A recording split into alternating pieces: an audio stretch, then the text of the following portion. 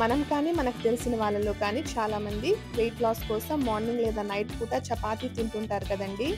అలాంటి వారు డైలీ తినే రొటీన్ కర్రీస్ కాకుండా ఈ దహి షిమ్లా మిర్చిని ఒక్కసారి ట్రై చేయండి. ఇది చాలా టేస్టీగా ఉంటుంది. ఈ రెసిపీని తయారు చేయడానికి సన్నగా తరిగినటువంటి ఒక ఉల్లిపాయని, అలాగే ఒక క్యాప్సికమ్‌ని మనం వేరే బౌల్‌లో వేసుకోవాలి. తరువాత సన్నగా తరిగి పెట్టుకున్నటువంటి పచ్చిమిర్చి ముక్కల్ని వేసుకోవాలి. అలాగే చిటికెడు పసుపుని వేసుకోవాలి. ఇప్పుడు ఒక స్పూన్ చిల్లీ పౌడర్‌ని వేసుకొని రుచికి సరిపడా సాల్ట్‌ని మనం వేసుకోవాలి.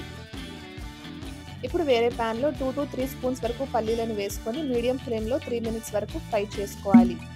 పల్లీలు చల్లారిన తర్వాత దాన్ని పౌడర్‌లా కాకుండా ఇలా పలుకులుగా ఉండేట్టు దంచుకోవాలి. ఇప్పుడు ఆ పౌడర్‌ని ఆ మిక్స్చర్‌లో వేసుకోవాలి. అలాగే 1 స్పూన్ ధనియా పౌడర్‌ని వేసుకోవాలి. 2-3 టేబుల్ స్పూన్స్ వరకు ఆయిల్ వేసుకొని మనం ఆ మిక్స్చర్‌ని బాగా కలుపుకోవాలి. ఈ వీడియో చూస్తున్న వారందరూ తప్పనిసరిగా లైక్ చేయండి. అలాగే మా ఛానల్‌ని సబ్స్క్రైబ్ చేయండి.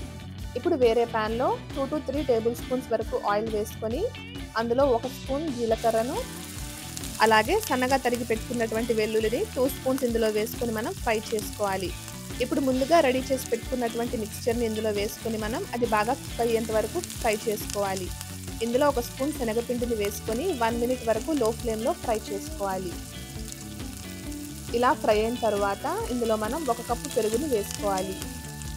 దీన్ని మనం ఒకసారి బాగా కలుపుకొని లో ఫ్లేమ్‌లో 5 మినిట్స్ వరకు కుక్ చేసుకోవాలి. చూసారు కదండీ, కర్రీలోంచి ఆయిల్ అనేది సెపరేట్ అవుతుంది.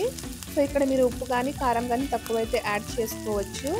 అలాగే లాస్ట్‌లో కొత్తిమీరతో గార్నిష్ చేసుకోవాలి.